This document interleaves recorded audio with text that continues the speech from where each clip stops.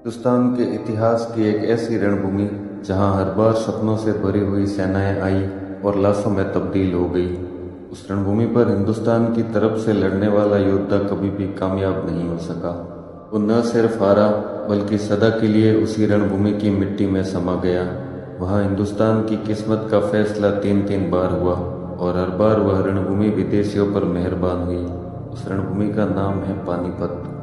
पानीपत सिर्फ एक जगह का नाम नहीं है, ये एक चेतावनी है कि जब हिंदुस्तान बंट जाता है तो पानीपत फिर से पुकारता है और इतिहास खुद को दोहराता है। इस मैदान में जब भी तलवारें आपस में टकराई तब कई साम्राज्य बने व कई टूटे और हिंदुस्तान का भाग्य हमेशा के लिए बदल गया।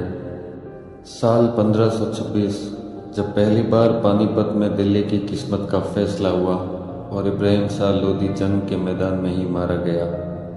1556 में दूसरी बार एक और हिंदुस्तानी वीर इस धरती पर गिरा, हेमचंद्र विक्रमादित्य और फेमू, जो लगातार 22 लड़ाइयों का विजेता और एक अजेय योद्धा था।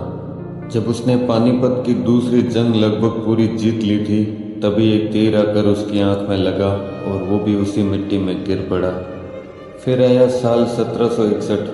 दक्कन से निकली मराठों की विशाल फौज जिसका लक्ष्य था दिल्ली की रक्षा और अहमद शाह दुर्रानी को हिंदुस्तान से बाहर खदेड़ना। इसने दिल्ली जीती, कुंजपुरा जीता, विजय का सूर्य अपने उरूज पर था। लेकिन जैसे ही इस फौज ने पानीपत की धरती पर कदम रखा मानो किस्मत ही उनसे रूठ गई। आकाश ने ही अपना रंग बदल लिया हो। जंग शुरू होने से पहले ही मराठा फौज को भूख, ठंड और अकेलेपन ने तोड़ दिया था। मराठा फौज दुश्मन से पहले हालातों से लड़ी थी। इतिहासकार भले ही इसकी वजह रणनीति और संसाधनों को बताते हो, लेकिन एक सवाल आज भी खड़ा है कि क्यों हर बार हिंदुस्तान की तरफ से लड़ने वाला योद्धा पानीपत में असफल हुआ और सदा के लिए उसी मिट्टी में मिलकर रह गया।